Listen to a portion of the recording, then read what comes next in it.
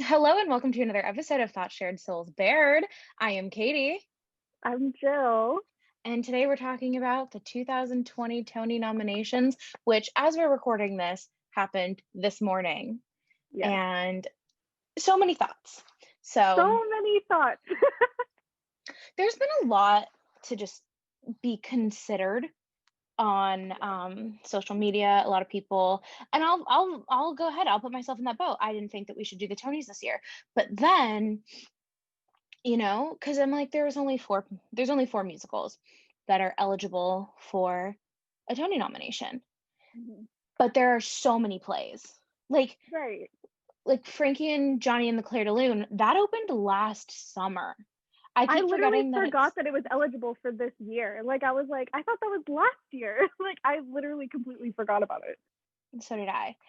And that's why I think that we should. That's one thing I'm excited about for this year's award ceremony is there will be a big focus on plays because And I think plays that's great.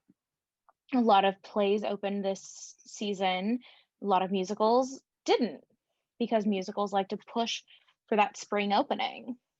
hmm Which is like, and my whole thing with the plays is, I thought, isn't speaking of Frankie and Johnny and the Clair de Lune, I literally thought it was so, like, I started crying when they announced that one because I was like, oh, Terrence. Like, I was like getting really emotional because I was like, rest in peace, because he's so amazing and I miss him. And he was like one of my favorite artists of all time. Like, he was just a phenomenal writer. So, like, I got really emotional, but I was like, how special is it that, like, his play, like the revival of his play, was getting nominated now. And Like, I think it that's really exciting. I think it's so exciting. And Audra McDonald is could Yes. potentially she could potentially win her seventh Tony Award. How exciting! Ah, she's amazing. I love Uh, her. Michael Shannon, I noticed, didn't get the nomination though. He didn't, which I found very odd. But also, there were a lot of people that were eligible. There were So, so much. right. Which then it makes sense. Like, at that point, that makes sense. But, like, I think that he's still great. So, I don't know. But, I know, it's exciting. So let's talk about the elephant in the room, the giant snub, the giant middle finger that the American Theater Wing gave The Lightning Thief, the Percy Jackson musical.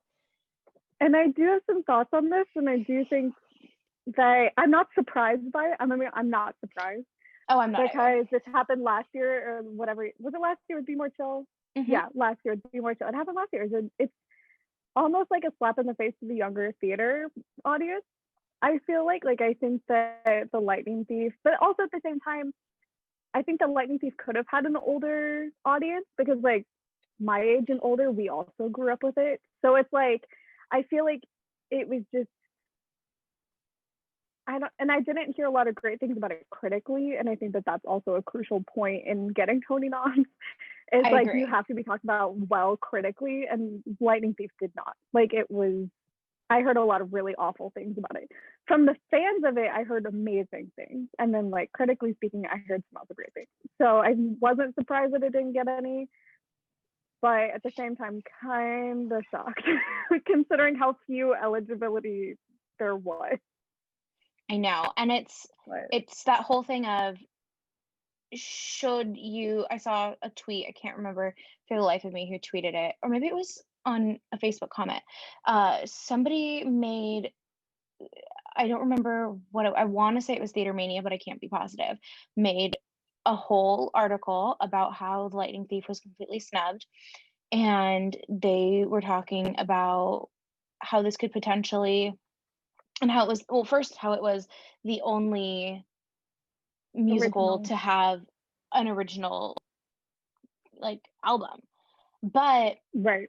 does But that it's still an automatically adaptation at the same time. So I don't like know. Like, well that's the not thing, is a lot of people were saying, what's the first original music? I'm like, but it's not. It's an adaptation with original music. Like, there's a difference between completely original and original music. Like, there are two very yeah, different things. yeah, absolutely. And but so it wasn't just that, but it was also saying something about how oh god, I wish I could remember.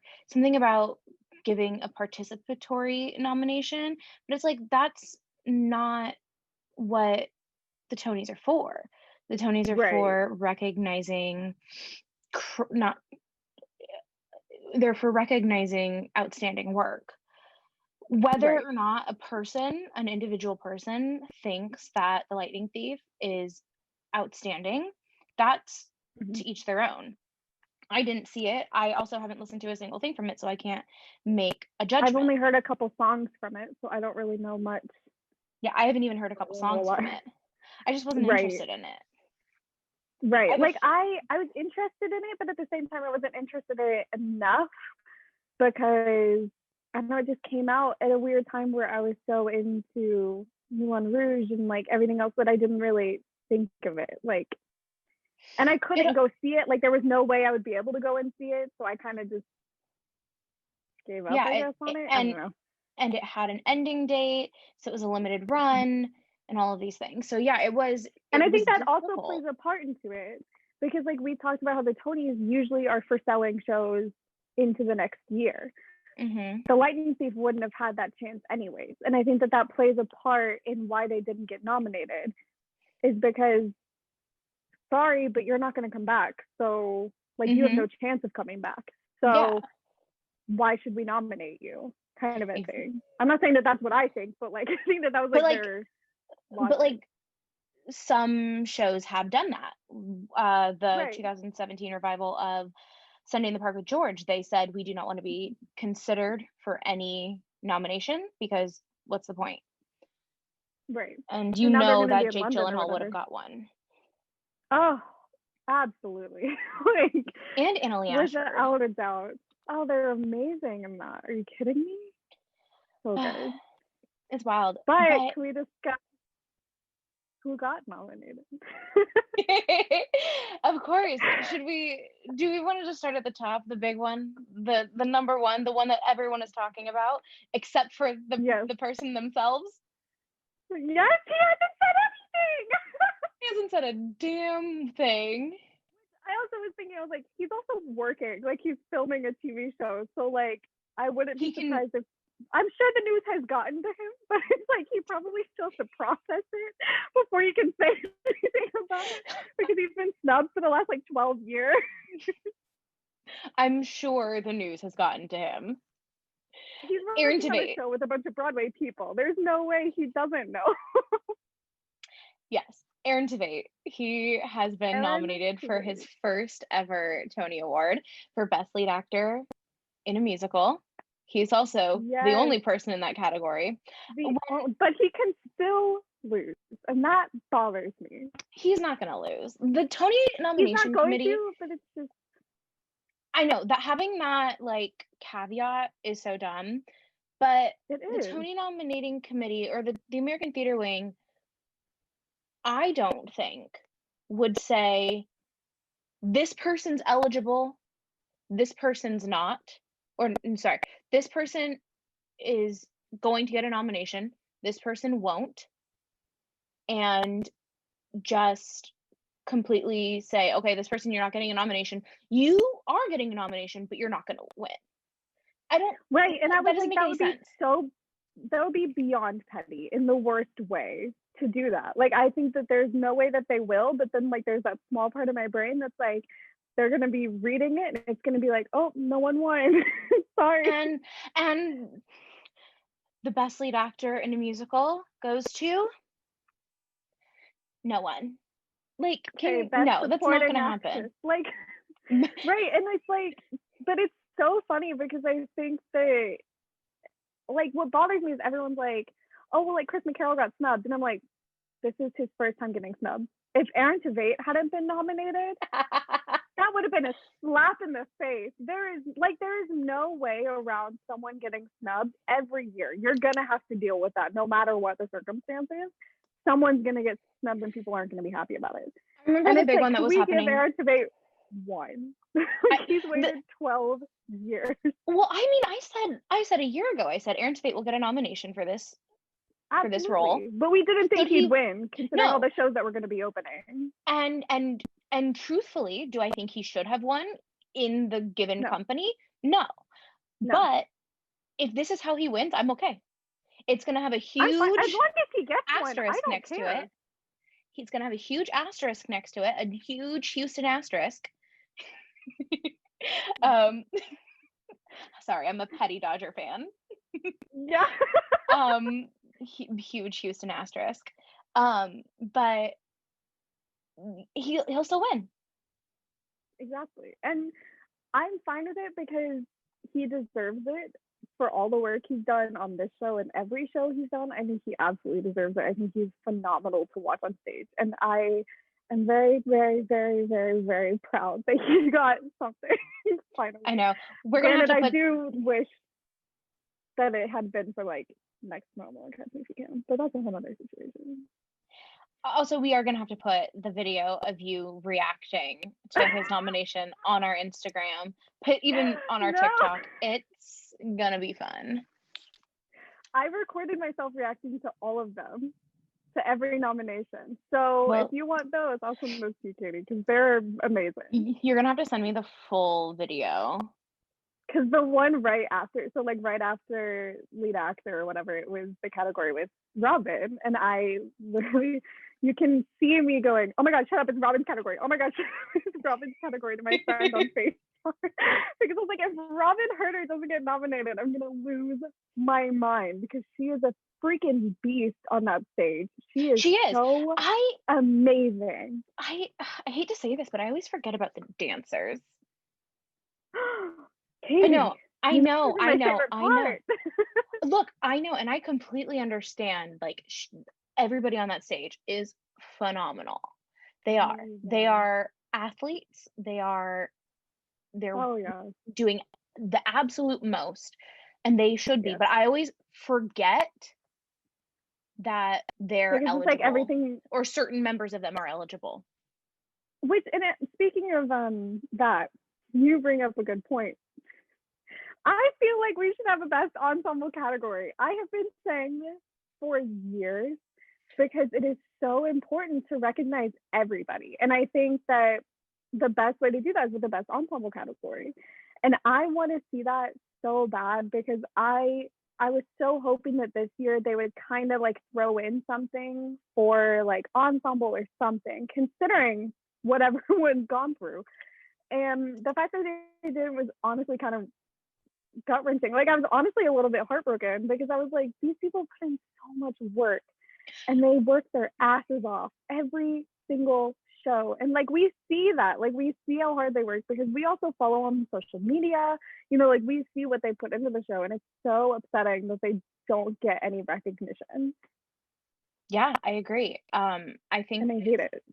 I think it's very interesting. Well, do you remember how when they took away the lighting design, Tony? It was lighting, right? And then the uproar that caused. Well, and then they put it back. They brought it back last year or this year? They started last year, I think. But then they started doing the thing where all of like last year they started doing it where those nominations like scenic design, lighting design, all of those, like the crew-esque ones, were done during commercial breaks.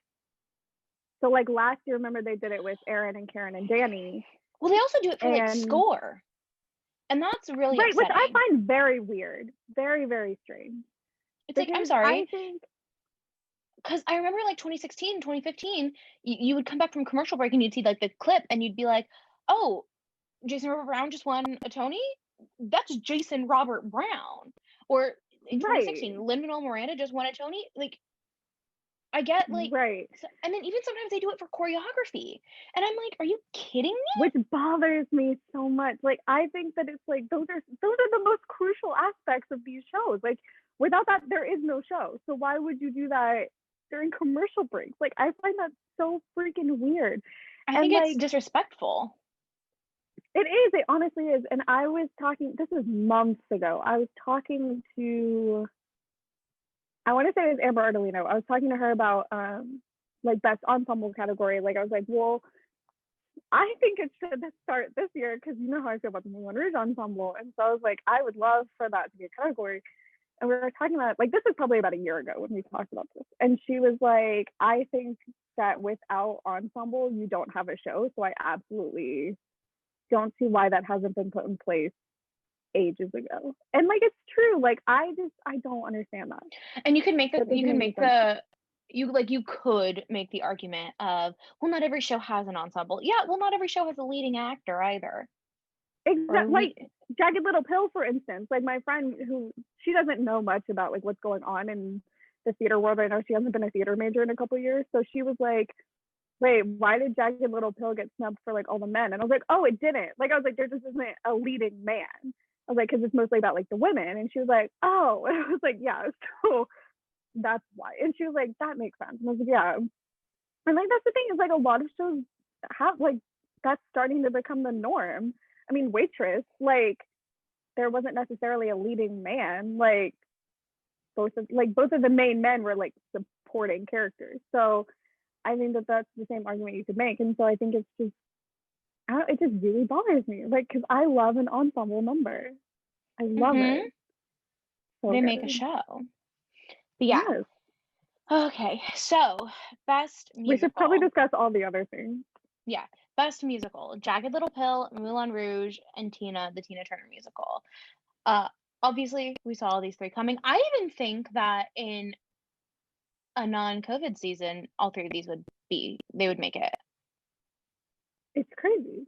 Like, also, I think the three strongest shows opened at the beginning of the season. Oh, absolutely. I mean, I think Moulin Rouge is the biggest contender. I'm going to be honest with you. I think Moulin Rouge and Jagged Little Pill are the two biggest contenders. I agree. I think that those are the two that are going to be the most likely to win, like one of those. I don't know I haven't seen Jagged Little Pill. I don't really know much about it, but like, I mean, I'm wholeheartedly going for Moulin Rouge to win, but that's just because I'm obsessed. Also, fun fact, this is the first year ever where I've seen all three eligible musicals. So that's so cool though. Like I wish that was me. I'm jealous. I mean, all it took was a trip in the summer and then a trip in January. That's true. See, that's my mistake. Was I was supposed to go over spring break and then we had to move it to May, which obviously got canceled. So I would have if I had done that. Next June. Yeah. Should things be open then? Who knows? Now it's a birthday trip for my best friend. But yeah, okay. But when so then also those being the three nominated for best musical, they're also nominated for best book of a musical. And honestly, a lot of people. What? Say what you need to say. You know how much I love Moulin Rouge, but I think that sometimes the book is a mess. It's a very melodramatic show. Right, which I love, but that's not what I'm talking about. It's certain lines of dialogue really bother me. Like what? Not because they're like problematic or anything. They just bother me because they make me uncomfortable. Like what? Do you not know what line I'm talking about? Like the main line that I'm talking about? No, so, I can't think of one. For those who have not seen Moulin Rouge, there's a part in the middle of Backstage Romance when Kristen and Satine are like pushed together in like her dressing room of sorts. Like it's like a makeshift like dressing room on stage. And Kristen's like, can you come over tonight? She's like, I don't know, the Duke has plans for us. And then he's like, please come if you can. Why do I have this memorized? He's like, please come if you can. I'm dying without you. And she goes, you're hardly dying, Kristen. And then he goes, I'm going to kiss you right now. And then kisses her. That has bothered me since Boston. Like, I went into this show loving every single second of it. I loved every piece of it. I loved everything about this musical. I still do, except for that line. It makes my skin crawl. I hate it. And all of my friends know this. And like, so like, I'll be watching like, there's like some bootleg out there. It's a really high quality like house cam footage bootleg thing. Oh. And I like watched it with my friends, and then we get to that part and I just like go, shut up, I hate it. Every single time. From Boston or from Broadway? So anxious. Both. It didn't the house cam footage is Boston. Okay, that being said, everything else about that Yes. show, well, okay, here's the thing. That kind of works because the show is so melodramatic. It's so campy Yes. that having lines of dialogue like that can work. A lot of people True. have criticisms of Jagged Little Pill because there are four different storylines going on. You have Oh God. you have but the thing is, to me, I wasn't confused. Like, I was fine. I could follow. Right. But that It can wasn't get messy depending on the audience member. Like I think it Yeah, in theory is a messy situation. so you have MJ and her dealing, so everything revolves around MJ. So you have her Okay. dealing with an addiction and also dealing with trying to be like the perfect waspy mom in Connecticut, I think is where the show takes place. Oh And my so she's God. putting on this front. Classic. So she's doing that, but she's also dealing with like putting expectations on her children and having to like manage those expectations, as one daughter is dealing with her sexuality, which is one of Frankie's um, main storylines, is her dealing with her sexuality. And then that branches off into being like you adopted me, but you wish you got like a perfect daughter. You adopted like this whole thing. So you're dealing with that. And then you also have MJ dealing with her son and the fact that her son didn't do something he should have done. Like, I don't want to give a spoiler away. Right. And Right. that whole thing deals with Catherine Gallagher's character of Bella and what she's going through. She only really Okay. goes through like one storyline actually, but she is dealing with something that a lot of women have to deal with, unfortunately. And Derek Klena could have stopped it, but he didn't. And so, or I keep saying Derek Klena. What is it? I can't remember his. I don't know his Don't remember. character. I do not remember his character's name. I remember everyone else. That's not true. I don't remember the dad's name. I want to say it's Steve, but I could be wrong. I only remember the women's names apparently. And Valid. then you have that happening. And then also he got into like Harvard and he's trying to decide if it is very complicated, but it was simple for me to understand. Like it just kind of keeps going and I could keep up. And then you have Joe, and Joe is dealing with their sexuality as well, trying to be the most authentic person they can be. And Joe's the non-binary character, correct? definitely was non-binary in Boston or Cambridge at ART. I don't recall them explicitly explain like saying actor, that. Yes, is Lauren the Patton. actor is correct. Okay, that's what I thought. I couldn't remember. And so I try to be very like, I'm trying to be as respectful as I can about the character because I know they also have like a non-binary understudy, and it's a whole thing that I don't feel comfortable getting into because I am not as well versed or knowledgeable as I probably should be, like honestly. So you're dealing with that, and that's where Frankie comes in. It's almost kind of like a Valentine's Day or a New Year's Eve or he's just not that into you kind of deal, where everybody's storyline kind of inner overlaps. And then you have the dad. So yeah, it can get complicated, but I found it works really well. Also, it's Alanis Morissette music, so it's great. Yeah. But so I feel like with that show, I was actually like, I don't want to say I was surprised. I'm not surprised that Catherine Gallagher got a nomination. I was more. I'm proud of her. I'm so proud that she was able to, because I feel like in another, like in a full season, her character and how important her character is to a lot of young women might have gotten overshadowed. Absolutely, yeah. And I'm so proud that she was able to be nominated because I love her. She's great. She's amazing. She's so She's talented. fantastic. She Um, is. She's absolutely amazing. and then still talking about book. I'm sorry, because I've seen all three of these, I feel like I can Yeah. get a little long-winded. I But was gonna say, Tina, based on what you said about Tina, I don't think it's a good contender. I don't either. Tina's book also, like every other Bio Jukebox musical, relies heavily on the music to Right, get the fans interested. Um, right. or at least I should say every Bio Jukebox musical that I have seen. Yep. But the performances were great, Right. or Like I should say I the see, and I feel like portrayals. that's a similar thing. That's a similar thing of what I've heard. I've heard very similar things from a lot of people. Like I've heard a lot of people say if Tina doesn't get Best Book, it's not the end of the world because I think that a lot of the other parts of Tina are amazing. Like, Mm-hmm. I mean, the performance. I think Adrienne Warren's gonna win. I'm just gonna put that out there or not. Absolutely, I think hands Adrienne down, Warren is gonna win. hands down, she'll win. She's phenomenal. You know, I love Karen, but I feel like Adrienne Warren absolutely I deserves always to win. I thought think that she's even so good. even having Karen in there, I think that it still would have come down between her and Elizabeth Stanley. Oh yeah, I think I agree. I think that that's a pretty fair thing to say. Like Yeah. let me see. I'm trying to find all the.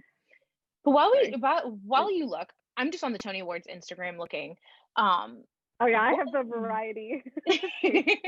so what I think is so wild is so I'm looking at Best Original Score, music and or lyrics written for the theater, and it's all plays.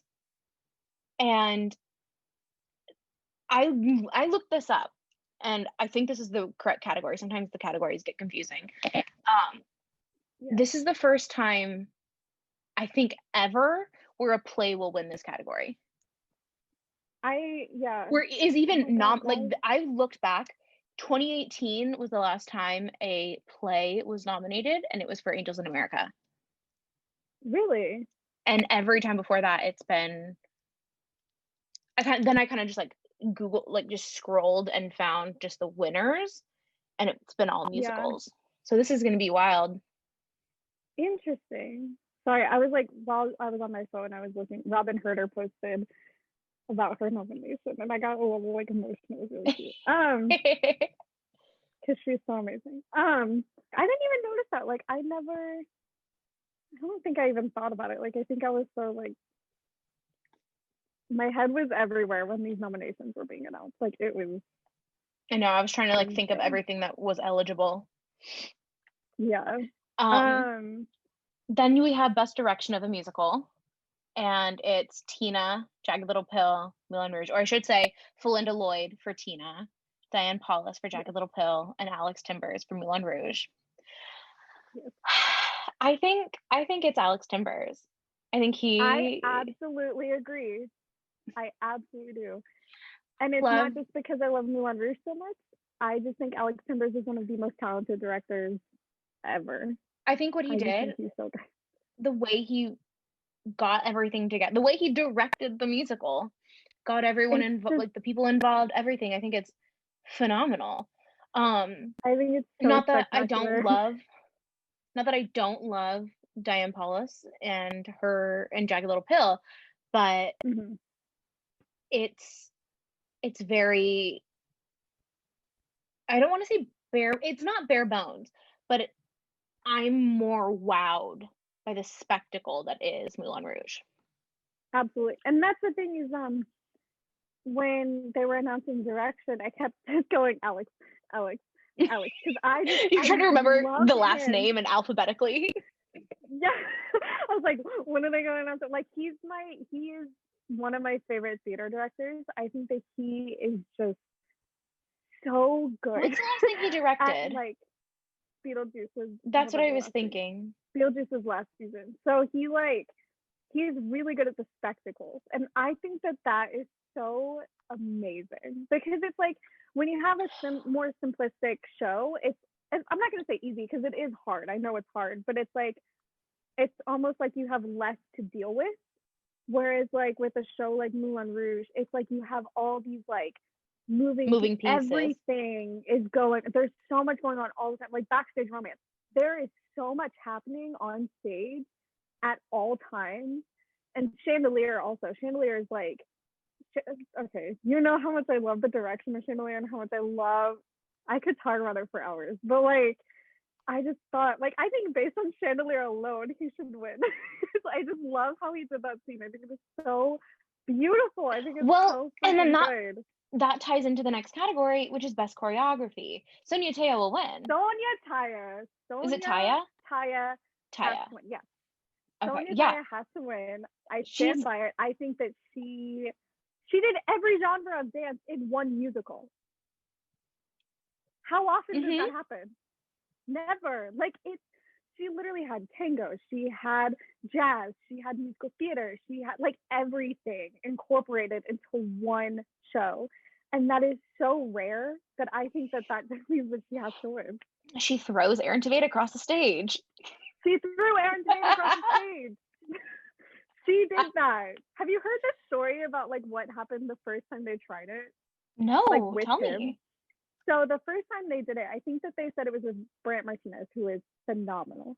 But he was the tester for it because they were not about to just throw Aaron. They were not going to throw their lead actor across the stage. Yeah. So he was like, they talked about this like, it was a while, like this was a long time ago because like all the press for the show happened so long ago that this was like a year ago at least. But they were talking about it, and he said that the first time he got to do it, they didn't tell him what to do. They just kind of were like, we're going to throw you. Like, this is how it maneuvers, and then you just are thrown across the stage, whatever. And this was when they were trying it out in Boston? This is when they were trying it out. I don't know if this was in the lab or not, but I'm pretty sure it was like pre-Boston trying out how this was going to work. Okay, like a rehearsal. And he said, yeah. So, and he said that they like were gearing him up, they're getting him ready and everything, and instead of doing it how he does, which is like he does his like arms like the like slingshot out, not like a Superman thing, but like he did his arms to his side. Did he just soar like a Nerf they ball? said like, I really want to know if there's like video footage of this because I want to see it. Like the way he talks about it sounds so funny, but he said like he had his arms at his side like really tight, and they just like flung him across. I was like, I want to see this so bad. And then like the second he did it, Sonya goes, no, his arms need to do something. You can't just be like, like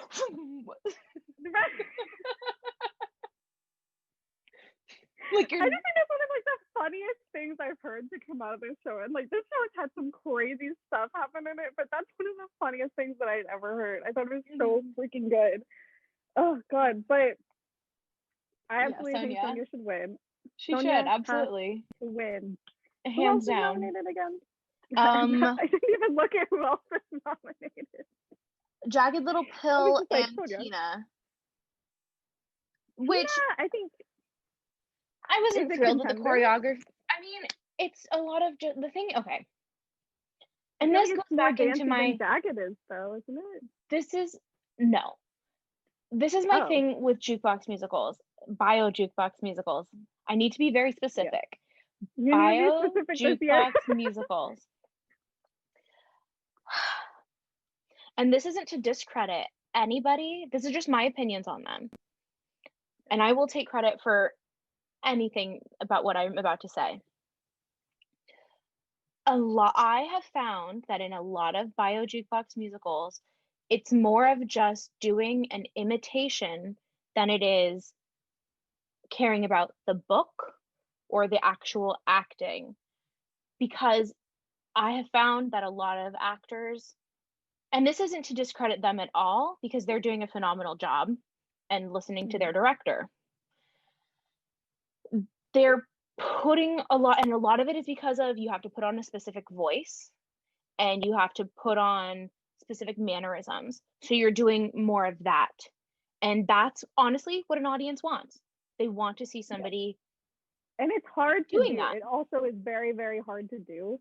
So like, but a lot of Tina herself, the character of Tina, a lot of her dances are just based on what she did before. And that's not to Right. say that the ensemble isn't choreographed. They are. Right. But I don't know. That's another reason why I have an issue with bio jukebox musicals. Right. And I Which is fair. I feel like that's a good point though, is like it is very, very, very different to judge than because you're also judging. judging an imitation rather Right. than how well they're portraying the story. Right. And Absolutely. I find a lot of them like use that as a crutch. And I'm like, Yeah. if you want to see somebody doing an imitation, go see a cover band. Yeah. And I feel terrible saying that, but and I've seen quite a few bio jukebox musicals, but that is how I have felt every time I've seen one. And that doesn't mean that in the Yeah. future I won't give them a chance. I will. But that's why I'm more inclined to see a regular jukebox musical. Absolutely. Like, and that's the thing is, I think that when you're looking at it, the choreography is also what are they judging for choreography? Is it the whole of it? So is it the ensemble and all the other stuff, or is it just what your main focus is? And so it's like, what is it? Like, what's the criteria for any of it? And that's why I think I a feel like lot of that's also like, that's why I think I truthfully I think a lot of it does go into the ensemble because I'm thinking of 2000 I want to say 2012 with Newsies and when Christopher Gattelli won for Newsies, like hands down he had to win for that because that choreography was amazing. amazing. But all of the dance numbers were full ensemble dance numbers Right. because Jeremy Jordan didn't dance in that show. Cara Lindsay didn't really dance. I mean, she danced in King of New York. Right. And Uh, she killed it. She's amazing. yeah, absolutely. But the principal characters didn't really dance. Right. And it's also like, I feel like it's just like more fuel for needing an ensemble Category. category. Like, I think that absolutely is just more fuel for why we need one. Yeah, I agree. Okay, so best choreography, I'm gonna Sonia Google how to Taya. get this off of. Okay, so best orchestrations. Yes, We have Tom Kitt for Jagged Little Pill, which I love Tom Kitt. who I adore. I love Tom Kitt. And then it's a huge group of people for Moulin Rouge. It's It's Katie Katie, Kresek, Charlie Rosen, Matt Stein, and Justin Levine. thank you. And then that's all for Moulin Rouge. And then for Tina, it's Ethan Pop. Yes, you know what I think. Well, the thing is, I also agree. I think the way that they orchestrated Moulin Rouge and were able to make all those songs work together, I think it's phenomenal. I mean, who was it? Someone did a takeover on, I think it was on the Moulin Rouge Instagram account, as one of the violinists in the orchestra, and she did like a segment of Roxanne on Insta stories, and oh my, just the violin alone was so beautiful. Like, it's just, I think that, and I know it's like not original. It's not original music. I know that, but they reworked it so well that like sometimes it's honestly unrecognizable. Like sometimes that song, like those songs will actually come on the radio or something, and I'm like, that's not how this is supposed to sound. Like, I'm like, what is that? Like Chandelier, like I'll hear Chandelier and I'm like, where's Danny? Like, I'm like, why? Where's Danny and Jay? Like, I'm like, why are they not singing? Like, it's so funny, and like, I don't know, like I think that's all just so stunning to listen to. I do too. I love it. And then Jagged Little Pill, Tom Kitt did the orchestrations in it. And And Tom I Kitt's think he did. amazing in everything. Here's the thing Tom Kitt did the orchestrations for American Idiot. And I think that is the most beautifully reorchestrated like cast album I've ever heard in my life. You listen to the original Green Day once or twice. Oh, yeah, I've only listened to it like once or twice. I go through phases where I just need American Idiot in my life because fair. I love that show a lot. We sang the like American Idiot version of 21 Guns in choir in middle school. And that's a perfect explanation of the way that that was. Oh my god, Like it's an perfect. eighth grade choir saying 21 Guns. It is perfection the way American Idiot was reorchestrated. And I'll rewatch Broadway Idiot, and there's a whole scene where they bring in Green Day for the first time into the rehearsal room, and that's the first song they do for them. No, no, it's not. Uh,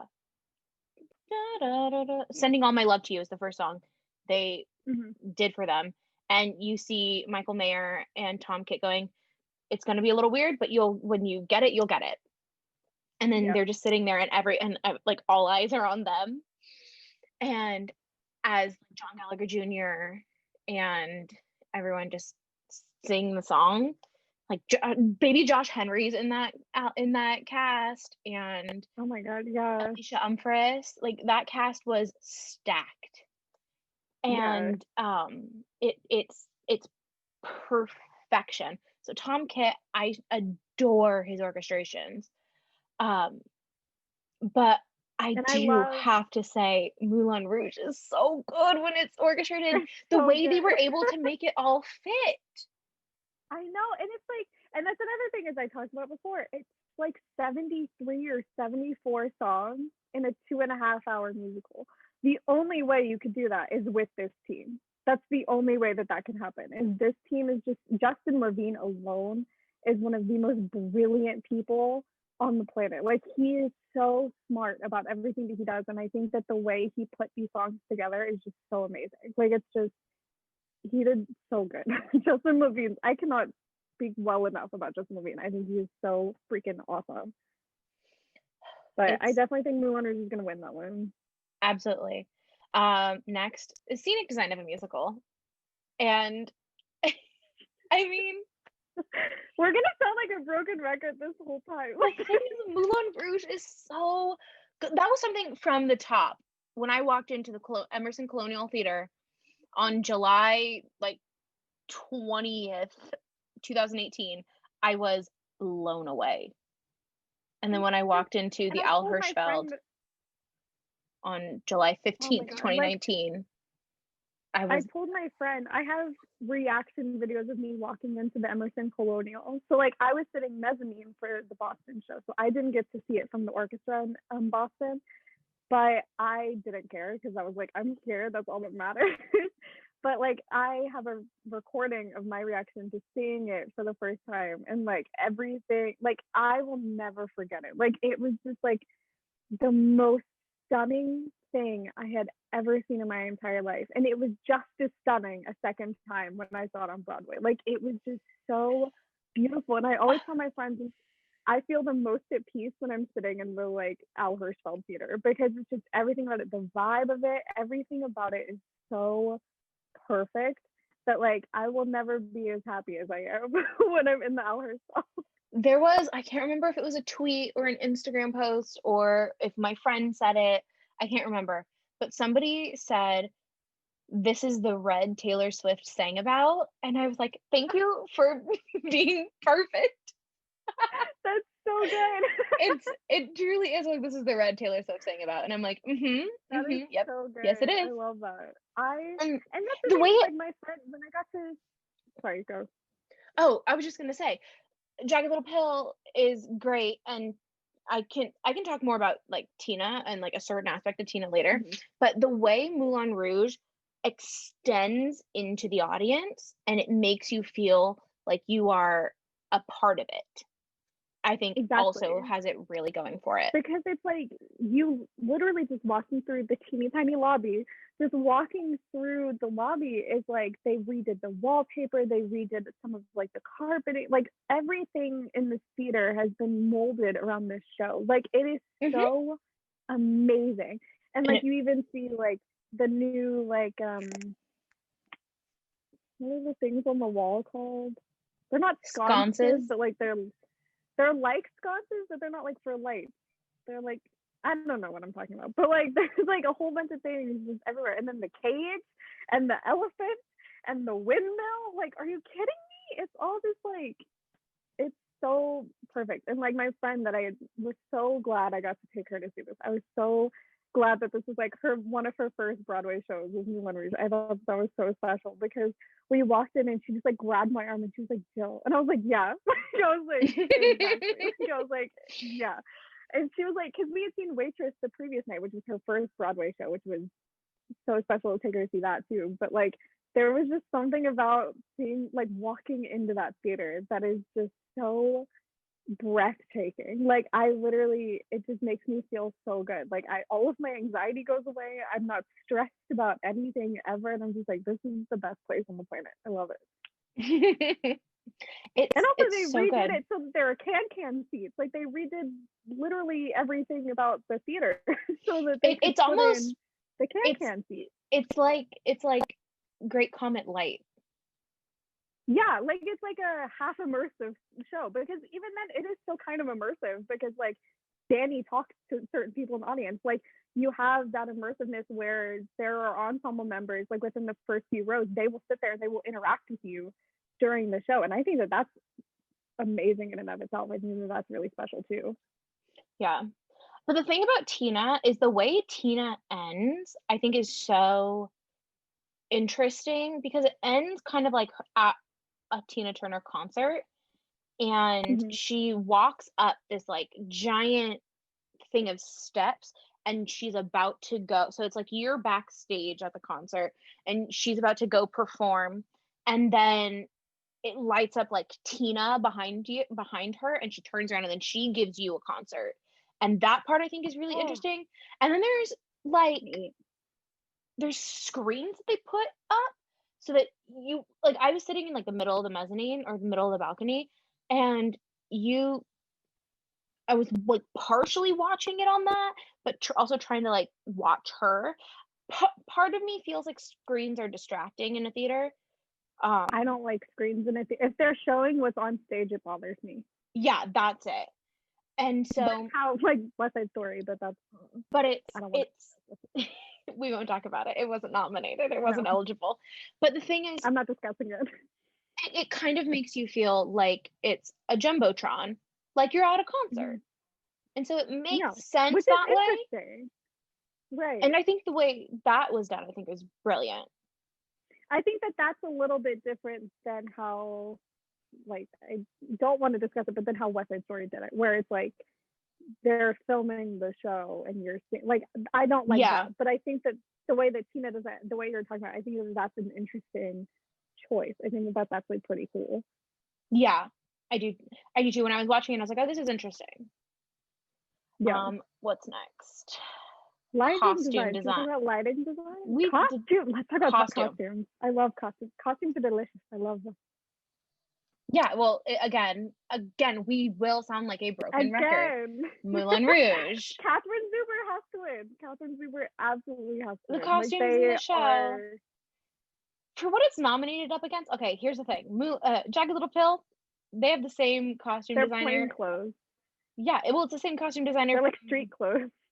It is the same costume designer from Dear Evan Hansen, and it looks like it's the same costume designer from Dear Evan Hansen. It looks like they just recycled costumes. Well, no, it was my friend and I. We went to go see it, and at intermission, she like opens her playbill and she goes, "Oh, that makes sense." And I'm like, "What are you talking about?" And she goes, "I was wondering why it felt familiar." And the friend that I went with is a giant Dear Evan Hansen fan, has seen it more times than I've ever seen anything. And she was like, it has the same costume designer. And I'm like, oh, well, that makes a lot of sense because that one time when MJ is like in her workout clothes, it's very much like Cynthia Murphy. Like it's very much like the same thing. I think I have a whole TikTok on it, like from like an early TikTok. I think it's like my third or fourth TikTok about it. I'm pretty sure you discussed it. But like costume design for like Catherine Zuber, every show she's ever done has been some of the best costumes I've ever seen. Name the shows. Name all of them? The first one that comes to my head is My Fair Lady. Those are pretty. Those were pretty costumes. Let me Google Catherine Zuber shows. Okay, let me talk about Tina again. So Tina, the Tina musical, the Tina Turner musical, again falls into my whole thing about It's just you're replicating costumes It's that someone else replicating, made. which was why I was so curious as to how Bob Mackie was nominated last year for Cher. He just That's a recreated good point. his own stuff. I didn't even think about that. That's a really I mean, good point. everybody but Cher it works for, but like he just replicated his own stuff for her. So, like for the main part of it, it's like, yeah. But Catherine Zuber she's so good. She's done How to Succeed in Business with How to Succeed in Business Without Really Trying. She got a Tony for that. That was the 2011 revival? 2010 revival? I want to say yes. The Daniel Radcliffe one? I want to say yes, but it doesn't say. Woman on the We're talking about people who were snubbed that year. Oh God. South Pacific, which she won the Tony for. I believe that was the revival that was the Lincoln Center revival. Kelly O'Hara, Matthew Morrison, Laura Osmer, Danny Burstein. Danny Burstein. My man. The Coast of Utopia. She won the Tony for. Light in the Piazza. She won the Tony for. She's done so many things. Frozen. Little Women. It seems to be very much like stylized shows. It's very much stylized shows. Like My Fair Lady, all the costumes are kind of like similar in like time period. Like it's very stylized. Right. And like what I think is so interesting is like with Moulin Rouge, they release a lot of behind the scenes stuff all the time. Like you're always getting like, this is what it took to make this. Like they're literally releasing their docu-series on like the Lady M's right now. And they released Catherine Zuber's like sketches very early on before their run even started on Broadway. And so like I thought that was really interesting. And I think it's just so I love the Green Fairy costume. I think that is one of the most stunning pieces of anything I've ever seen ever in my I think that's one of the most beautiful pieces of art that I have witnessed in my life. I think it is so beautiful. And I absolutely love Satine's like heart corset. Am I thinking of the right thing? Is that from Boston? I could be thinking of something in Boston. The red with like the black heart. Yes, that's what I think that's on Broadway. I think that's also Broadway. I think it is. But it's like everything, they're also intricate designs. They are all like so well thought out and they just work. Like they are just like so beautiful and on all body types. Like could we discuss that too? How inclusive Moulin Rouge was about all body types. Like I think, and it's the way Catherine Zuber did the costumes makes everyone look perfect. Everyone looks so good. And I think that it's just like everyone in that show is beautiful. I think that everyone in that cast is so stunning to look at. But it's just so They're good. All I love her work because it's so much dance. Oh my God, wish that was me. I lost all my dance muscles. All right, now we can move on to lighting design of a musical. Yeah. So let me talk a little more. Tina. I'll talk about Tina. Tina, okay. It's great. I think the way that they use lighting, I think it was very, very well done. Again, going into the way they, especially like the way it changes from like her concerts to her in life, and the way there's one part where they're like in she's like going to a motel. We all know Tina Turner has had a rough go of it for part of her life. And there's the way it was done, I think was very well done, especially that final concert number. I think the lighting design is brilliant. Jagged Little Pill, I think is fine. Nothing that I would write home about. Jagged Little Pill, all the photos and stuff I've seen from it, like all the like production photos I've seen, have looked so much like Dear Evan Hansen that sometimes I can't tell the difference between the two. That's fair. That's really fair. The photos all look like the same photos they took for Dear Evan Hansen. Like, That's real and fair. I hate to say that because I know that they are two vastly different things. I know that, but it's like it feels like they're trying to be the same thing. You know? Well, I've always said, Like the way that they're being discussed, it feels like they're trying. And I mean, I'm sure they want the same success as Dear Evan Hansen because let's face it, who doesn't? It's had an amazing success, but like I don't like. I can't tell the difference in mine. I've always felt that Jagged Little Pill it feels very much like Dear Evan Hansen and Next to Normal. It gives both of those vibes. Yeah. And you know, and I think people think more about Dear Evan Hansen because it's so much more recent. Mm-hmm. And is playing and like a block away. Though, there's nothing wrong. Not even it's playing down the block. I think. I'm trying to think of where the Broadhurst. No, down the block is the Majestic, but it's like what is it on the next street? It's like close. Yeah. Either way, but it's like there's nothing wrong with it being similar. I don't think that there's anything wrong with it as long as like I stand by. I don't think there's anything wrong with it as long as it's an accurate display of whatever it's trying to portray. Like that's it. Like with Next to Normal, it was so well done that like I love Next to Normal, but it's just like it was so well done that like it's just so good. And then like Dear Evan Hansen, for the type of anxiety that I have, I didn't feel it like it related to me at all. But I think it does relate to there's a lot of people that can relate with to anxiety like that, right? And so, and I think that's important. I don't necessarily agree with parts of the story, but that's like a whole other discussion. There was a song that came on my way home from the store. I'm like, this is why I didn't care for it. This song alone. Is it the song that I'm probably thinking of? What song are you thinking of? Because the song I'm thinking of is If I Could Tell Her, is a song that I was like, this is the song that makes me dislike the character of Evan Hansen. Absolutely. But what was I saying? Jagged Little Pill Hansen. Yeah. So it's like as long as it's being accurately portrayed, I don't see anything wrong with it. So, you know, I haven't seen it, so I don't really have an opinion on it. But from what I've heard, it's very well done. So I mean, there's the whole. I think the biggest thing that. So there were 2 parts of Jagged Little Pill that I was like, whoa. Actually, maybe 3. Let's do 3. Mm-hmm. So the first one is at the beginning of the show where you start to learn that MJ has an addiction issue. Mm-hmm. There's the whole number where they go backwards. It is visually stunning.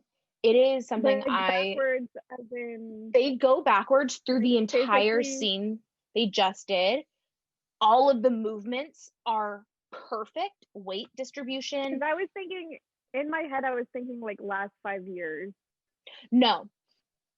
Oh, okay. It's more like you just put you put everyone in reverse. And but like the song is still go. It was beautiful the way it was done. That's like really the weight distribution I think was done so perfectly because you can go like you're putting something into a bag, mm-hmm. and that gravity is doing part of that, but you have to like counteract gravity and act like you're taking it out. You can't just go like boom. It was beautiful. Wow. So there's that. That's awesome. And then there's a part where Frankie runs away from home. Spoiler alert. And she's like on a bus, and it's done through screens, but it's still beautiful the way it's done. And she's singing like unprodigal daughter, and it's this whole thing. It's perfect. And then there's You Oughta Know, and there's like a hard like dark red light goes up, and you just see Joe do the song, and I think it's very well done. Yeah, I think that's really interesting. Like that's the thing is like I don't know much about it because it's just like I don't know if it's a musical for me, so I just haven't really looked into it as much. Um, but I do want to look more into that because I've heard a lot of really good things about it. So I do want to look more into it. But then we have, what's the next category that we have? We didn't even talk about Moulin Rouge lighting because I think it speaks for itself. Like, look at No, the it's photos. perfect. That's You get just it. look at the pictures. We'll rave about Moulin Rouge until our faces turn blue. Then Literally. sound design of a musical. That's one where I'm just like, I don't know enough about sound design. Like sound design v I think orchestrations. sound design. Okay, so I can talk a little bit about sound design, but not enough because I don't really know a lot about it. I know enough about it to have like a 5 minute conversation on it. But I think that it's because like from the clips I've seen of Tina Turner or like Tina the musical, and like from what I've seen of Moulin Rouge, sound design is really. I feel like that's a weird thing to judge because it's like, what are you judging exactly?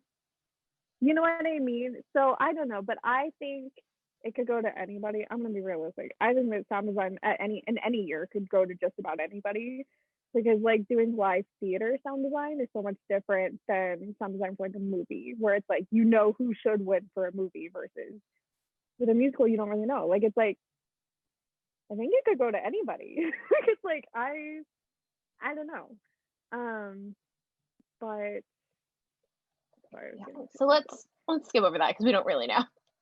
Okay, but yeah, I don't know I enough. just want to again mention that Audra McDonald could win her 7th Tony Award this year.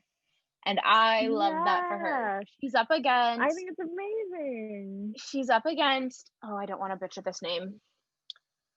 Joaquina? Joaquina Kalukango, Laura I think Linney, that's how and you Mary say it. Louise Parker. Which are all And amazing. Everyone's mm-hmm. amazing. Everyone is phenomenal. That's the problem with the plays this year, is I feel like it is so stacked. Like this year for plays in all these categories, it is so stacked because everyone's so amazing. Something I So this always is think really is so interesting. interesting about the play categories when it comes to the acting ones is there's always like a movie star in the category. Because because a lot of movie stars love to do Broadway when they don't have movies going on because they're like, this is easy. This is just like in They're my like, like college acting class. let me return to my roots.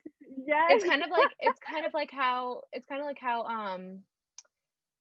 though they did not need to financially, Jesse Tyler Ferguson and Jim Parsons would always return to Broadway in the summers during their hiatuses from their shows, or like how Laurie Metcalf does also. Like Laurie Metcalf always. loves the Broadway show. That Mm-hmm. woman. There was an interview. I think she was doing Andy Cohen's Watch What Happens Live. He asked her like, "Oh, would you ever want to do a musical?" She's like, "I would, but I can't sing." Like she always is like, "I Love would that love for to her. do a musical, but I can't sing." And I'm like, "Is that me?" But okay, so the leading actor in a play category is It's stacked with crazy movie stars. stacked. You have Jake Gyllenhaal, Tom Hiddleston, Blair Underwood, Tom Sturridge. Tom It is, Sturridge. and then also you have Ian Barford Barford. and Andrew Burnap. But Yeah. this is stacked with movie stars. It literally, and you I know want, what? I'm gonna be honest with you. From like little things I've seen and like from what I've heard, I think it's gonna go to Jake Gyllenhaal. oh, probably. Jake Gyllenhaal's You phenomenal. know what's interesting though is for Betrayal, was he nominated for like featured role? Maybe? No, I he don't wasn't. know. There was this. What's his face? What's his name? The other guy that was in Betrayal. I can't remember his name. The other Marvel guy. Yeah, I can't remember his name. But why wasn't he nominated? That seems odd. Like I don't that's a know. little weird. I have seen one of these actors, at least one of these actors. I saw Blair Underwood do Trip to Bountiful. Oh my God. This must have been 6 years ago. It was him Wow. and Vanessa Williams and Cecily Oh, Tyson and Journey Smollett Bell. It was oh, so she's good. amazing. Blair She's so Underwood good. is so good. Okay. So I think it'll go to wait. Jake Gyllenhaal though, just because theater people and Jake Gyllenhaal. We love a Jake Gyllenhaal. Jake Gyllenhaal is on the board at New York City Center. Like he's one of the Is board he of directors really? for New York City Center. Good for him. I love that for him. He's awesome. He's He a loves great the guy. arts. That's And then an actor in a featured role. let me find that one. Actor in a featured role. Is it Addo Blankson-Wood? I don't want to butcher these names. I don't want to butcher them either. Addo Blankson-Wood. I don't want to be disrespectful. Like I don't want to either. James Kusati Moye? I don't know. I just got out of David Alan Grier. David Alan Grier. I love him. John Benjamin Hickey and Paul Hilton. I've heard mixed things about The Inheritance. So I don't know much about The Inheritance. I read it once, like a year ago. But I've never seen it. David Alan Grier was my Daddy Warbucks in Annie at the Hollywood Bowl. Really? He was Daddy Warbucks. He was so good. Daddy Warbucks. He was so good. I'm gonna tell you this right now, because like I don't think either of us saw like any of the plays. No, I didn't see a single one. But I fully want Slave Play to sweep. Just because it deserves it. It needs to sweep. Best performance by an actress in a featured role: Jane Alexander for Grand Horizons, Shalia Latour, I think, for Slave Play, Annie McNamara for Slave Play, Lois Smith for The Inheritance, and Cora Vanderbroek for Linda Vista. I don't even know what Linda Vista is. Linda Vista was oh my god, I know who wrote it. I know who wrote Linda Vista. I know who did it. Oh, they did a production of it at the Mark Taper like a year ago. I don't think a lot of people liked it. I could be wrong. It was I want to say it was Tracy Letts in it. Linda Vista. Were they nominated for? Hold on. My thing is, yeah, it's a Tracy Letts play. Who did I see? Who was in it? I think I only heard from one person that they didn't care for it. Let's find out who was in it. Yeah, January 9th to February 17th, 2019 was when it was at the Taper. And it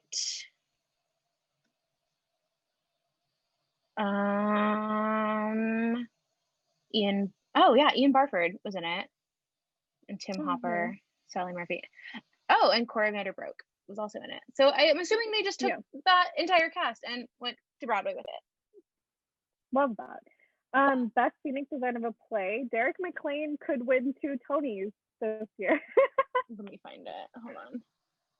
Because best scenic design, we have Bob Crowley for The Inheritance, Sutra Gilmore for Betrayal, Rob Howell for A Christmas Carol, Derek McLean for Soldier's Play, and Clint Ramos for Slave Play. So Derek McLean potentially could win 2 Tony Awards this year in 2 different categories. And I love that for him because he's amazing. Well, that was like Jeremy Pope last year. That's true. Oh, The Most Beautiful Man Alive. I love him more than anything. Costume design, Didi Aite, I think is how James Monroe Eagleheart pronounced it this morning. I'm not 100% sure, but I think that's how I pronounced it. Is nominated for both Slave Play and The Soldier's Play.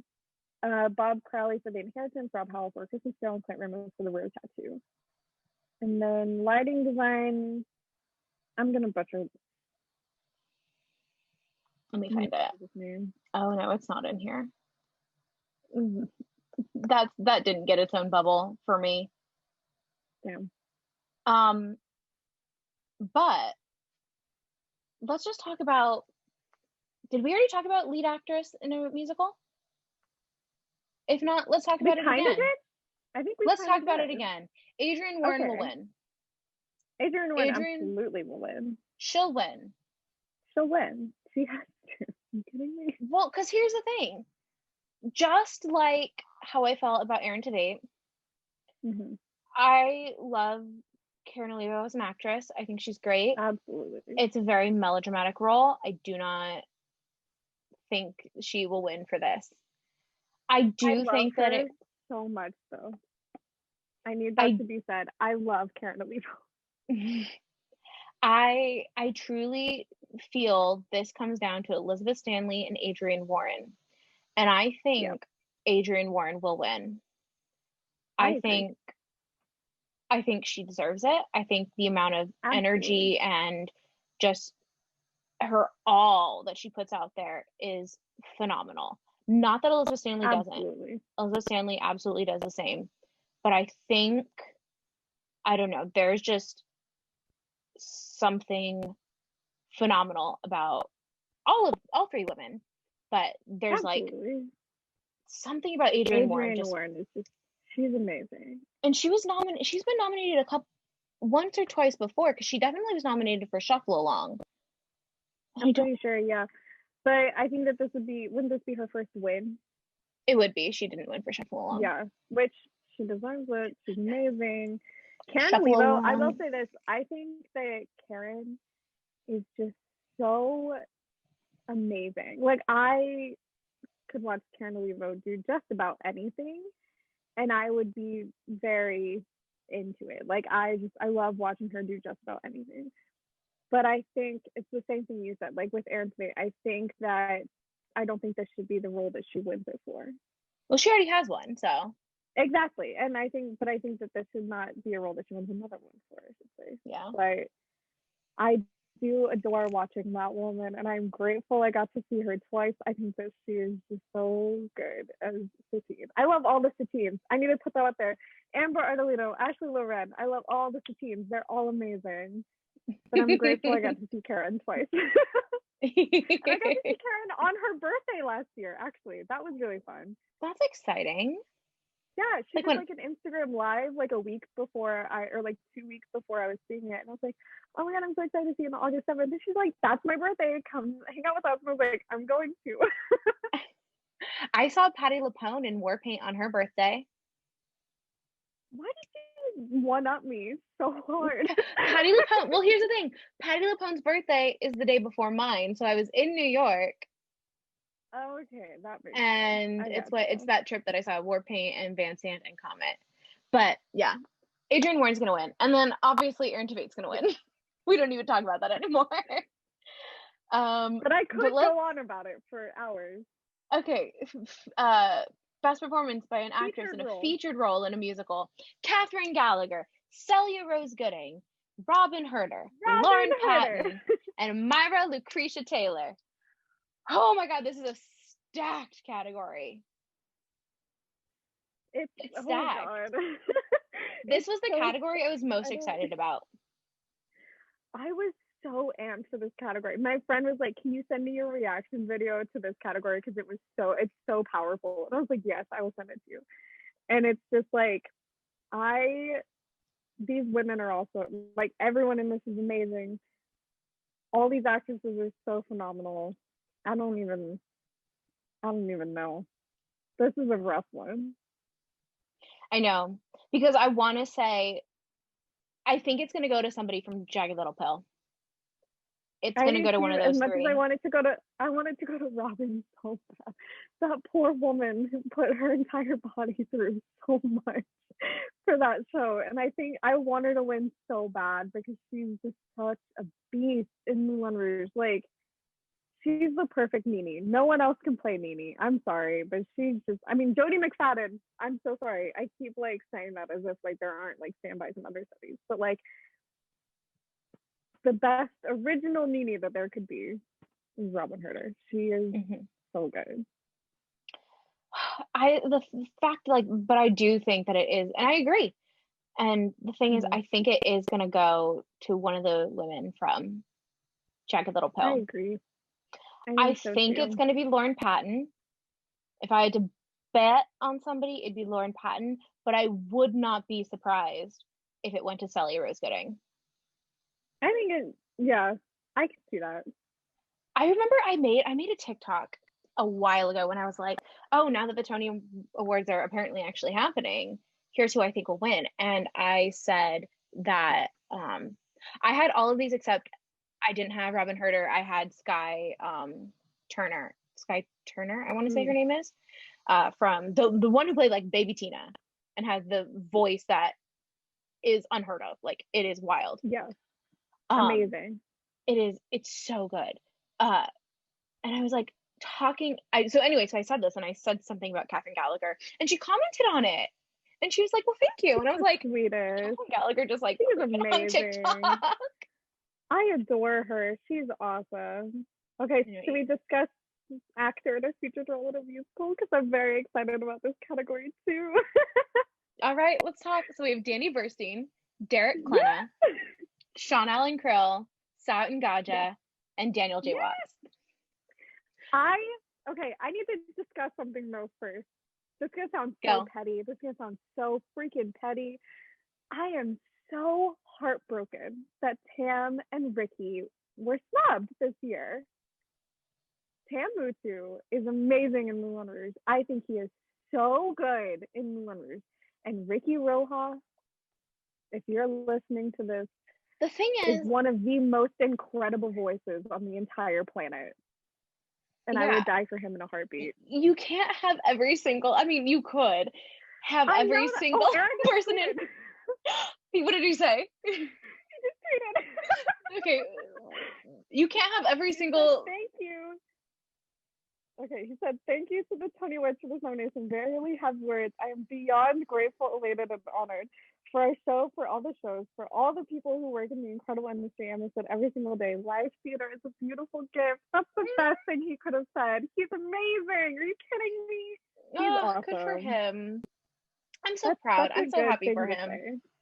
Yeah. Me too. Um, Anyways, back to our discussion about Tam. what was I saying? Oh, you can't have every single nomination go towards the same show. Like you I could, but like know don't. that. I know that, but it's just like, you know how much I love Ricky Rojas. I think he is just I'm honestly kind of amazing. But surprised they didn't bump Daniel J. Watts up to lead. Really?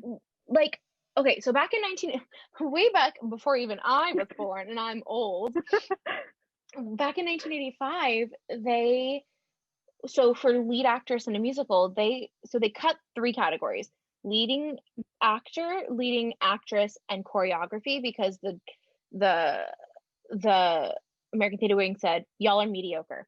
But there was only one eligible person for lead actress, and they ultimately bumped her down to featured, but she still won. Oh, good Oh for my god, her. Let me find her name because I'm That's gonna. awesome, She though. needs to have her name said. While you're looking for that, I'm going to discuss Song Gauja. Okay, yes. Because he is one of the most powerful artists I have gotten the pleasure to witness on stage twice now. I think that he is just one of the most incredible artists I've ever seen. And as someone in the cast was talking about, it was either Ricky or Aaron or someone, I don't remember who, but someone was talking about how he is so method, but only in the sense that it's between the 20 minutes before he goes on till 20 minutes after. He's just like, he is Toulouse-Lautrec for like 4 hours a night. Like that's his entire being. And I think that's so incredible because I think that he very much is like a modern day Toulouse-Lautrec in a way. Like I think that Song Gauja is just such like a powerful artist that he was cast so perfectly as Toulouse-Lautrec. I just think it works so well. Like I think that he is phenomenal in this role. I think he deserves everything. I do too. And the thing is he's the one who, when I went to Stage Door in Boston, he was the one who was like, we're going to New York next summer. Like nothing had been announced, but he was just like, yeah, we're So supposed to go to New York next summer. And I'm just like, are you? He's also the person that I said, I've never seen Moulin Rouge, the movie. And he's like, oh, you have to. And I'm like, but I love like what I just witnessed so much. Why do I want to sully it? And he's like, fair. He's got a point. Like that's the thing that I love the movie. I adore the movie so much. It's like once you see the musical, you can't watch the movie the same again. Like I don't know. There's something about it. I still adore the movie, but I'm just saying the musical is pretty freaking amazing. Danny Burstein is The I can't most even say it. talented person I've ever had the pleasure to witness on a stage. Yeah, He's same. just one of like the most amazing people ever. And I love him as Harold Zidler. I think that he is so perfectly cast as Zidler, and Oh, it just absolutely. works. So, like, don't even get me wrong. Was it Jonathan Broadbent played him in the movie? I believe, and Jonathan Broadbent was fantastic in the movie. Like, just absolutely embodied Harold Zidler. But then it was like, once I had an idea of who Zidler was based on the movie, I was like, okay, well, who's playing him? You know, like in the musical, like when they first announced like the lab, even. And then they were like, I don't think they announced who, like everyone that works in the lab though. So I think it was like before Boston when they announced the cast. And I thought it was gonna be Danny Burstein. I was like, oh, yeah, it's like no one else could do it. Like, who else would they have cast other than Danny Burstein? Like, he is just so good as Harold Zidler. I love it. And again, I think we talked about it last week when I said Danny Burstein seems to just really love the craft Yeah, and the fact that he'll go from leading a show to being a featured to replacing someone to going back to being a right, featured, I think is very admirable and shows that he truly loves what he does. right. And It's just I he's think phenomenal. he needs to win in this role. I want him to Derek win so bad. Derek Klena is good in Jagged Little Pill. Everyone's good in their roles. I just have Yeah, this like weird thing. everyone's amazing. I just have this weird thing with Derek Klena where it's like I know too many people who know him and his family, just because of like where we both grew up. That's so So it's like funny. I weird didn't for me. even I'm just think like about that. it's like 1 degree of separation. I'm like I don't need this right now. Right. That's funny though. um I love that. yeah, and then Sean Allen Krill, he's good. I, I don't know if you ever have those categories where like I'm not sure if your character warrants a nomination, let alone a win. Yes. And I am talking about the character of Yitzhak in Hedwig and the Angry Inch and the 2015 uh revival. 2015, 2014, 2014. I 14 want or to say. 15. I can't I want to remember. say it's 14 because I saw it in 2015 and she was not Oh, Yitzhak in it. And then I was like, oh, maybe it was just her, like her performance in it. And then and then right. like a year later, I saw her in it. I'm like, I do not think the character warrants a nomination. But Right. that's my opinion. Lena Hall was great in Hedwig, but it's like the Yeah. character. But whatever. Uh, Yep. and that's kind of like how I feel about. I mean, the character that I want to say his name is Steve, but I could be wrong. Healy in Jagged Little Pill, he is very much like a Dan in Next Normal, a Dan Goodman, kind of just like Yeah. trying to keep the family together kind of deal. Like definitely living on a latte and a prayer. Sorry. I'm such a psychopath. I'm sorry. I was reading, they like interviewed Aaron about his Tony nom, and he never once mentioned himself. He never said anything about it. The first sentence was, it's a huge honor and I'm so grateful to be nominated. Everything else is about everyone else that he works with. And I think that's great. I think that is so nice. That is great. We That is stand. nice. We stand. That never happens. Usually it's like 10-second spiel on them as a person. And then Oh, it's I like, and can't thank believe this you to happened for everybody else. me. I'm so excited. Yeah. And I'm like, that's nice. That's a nice thing to say. Also, Anyways, his sorry, birthday's in like a week, isn't it? it is the 21st. I It's the hate that 21st. It's not the 22nd. 21st because mine and I Evan's friend anniversary is the 20th. And I always remember Aaron's 38th birthday is the next day.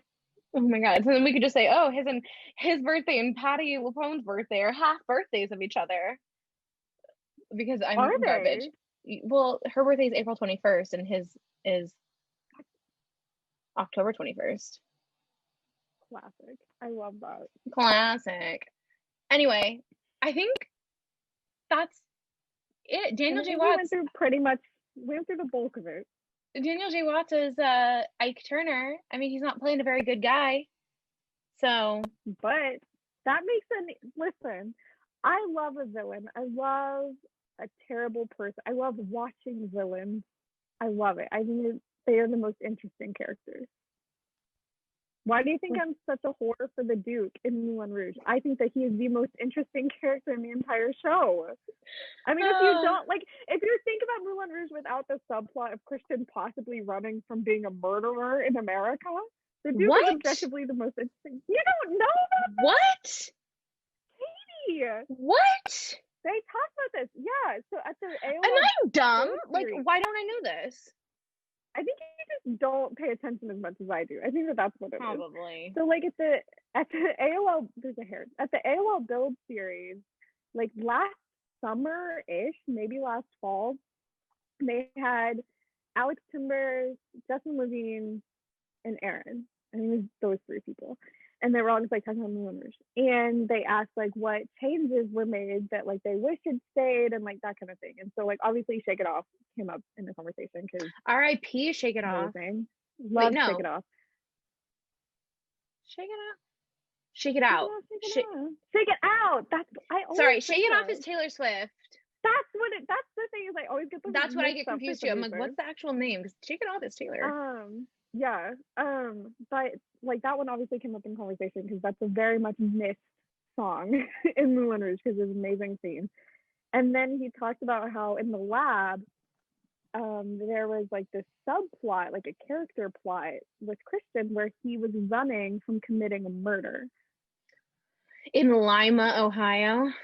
And that's the thing, is if you really think about Christian and like the things that he goes through, it makes sense. Like, honest to God, if you really think about it, everyone thinks I'm insane for thinking this still makes sense, but I fully think it still makes sense.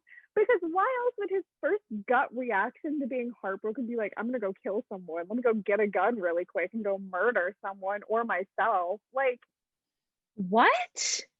Oh, during like Crazy Rolling?